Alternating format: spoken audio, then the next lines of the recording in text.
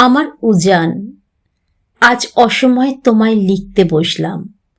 তোমার কথা ভীষণ মনে পড়ছে আজ সকাল থেকেই।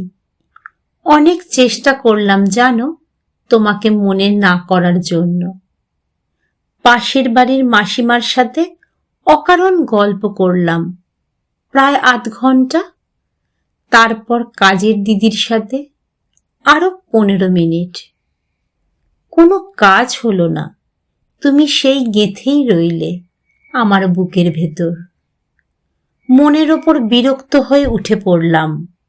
ভাবলাম ছাদের গাছগুলোর সাথে কথা বলি, তাতে যদি তোমায় ভুলে থাকতে পারি। কিন্তু তাতেও এমন সফল হলো না। ঘরে ফিরে নিজের জন্য 1 কাপ চা বানিয়ে এনে বসলাম গোল বারান্দার সেই সিঁড়িটার ওপর, যার ঠিক পাশেই তুমি নিজে হাতে লাগিয়েছিলে একটা বাগান বিলাস গাছ। সেদিন ছিল কোজাগরী পূর্ণিমার রাত। আকাশ জুড়ে গনগন করছে চাঁদের আলো। আমি চুপ করে বসেছিলাম ওই গাছটার দিকে তাকিয়ে।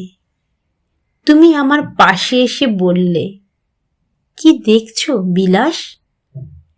গাছটাকে দেখছি। পরের বছর এই দিনে ও নিশ্চয়ই ফুল দেবে, বলো? হ্যাঁ দেবে তো। দেখবে এই সিঁড়ি ভেলভেটের চাদরের মতো পাপড়ি দিয়ে ঢেকে দেবে ও তোমার জন্য। তুমি তখন আয়েশ করে বসে অপেক্ষা করবে আমার। কিন্তু আমার যে আর তর সইছে না। আমার এখনই ইচ্ছে করছে ওর টকটঙে রানী রঙে নিজেকে রাঙিয়ে নিতে, নিজেকে সাজাতে ইচ্ছে করছে বাগান বিলাসী সাজে। হঠাৎ কি মনে হতে তুমি আমার হাতটা ছেড়ে উঠে গিয়েছিলে পাশ থেকে।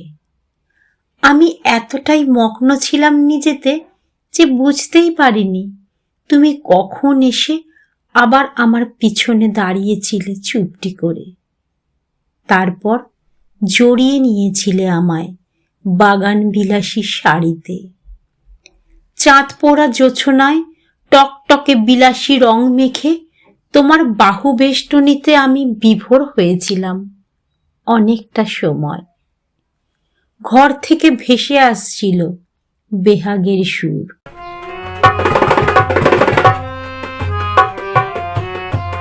তুমি আমার কানের কাছে মুখ নামিয়ে এনে ডাকলে, বিলাস। তুমি জানো আমি কেন তোমায় বিলাস বলি? কেন? কারণ এই জগতে তুমিই আমার একমাত্র বিলাসিতা। তোমাতেই আমার সকল আহ্লাদ, সকল আদিক্ষেতা।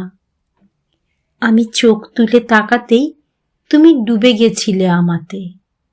চাঁদের আলোয় আমরা ভিজে যাচ্ছিলাম, আর আমাদের আলোয় ভেজা শরীর দুটো ঢেকে দিয়েছিল ওই বিলাসী রঙের শাড়িটা। তোমার কথা সত্যি হয়েছে উজান। আমাদের বারান্দার সিঁড়িটা ভেলভেটের চাদরের মতো ঢেকে থাকে বাগান বিলাসের পাপড়িতে। জ্যোৎস্না গলে গলে পড়ে, আর আমি বসে থাকি তোমার অপেক্ষায়। চিঠি দিও, ইতি তোমার বিলাস।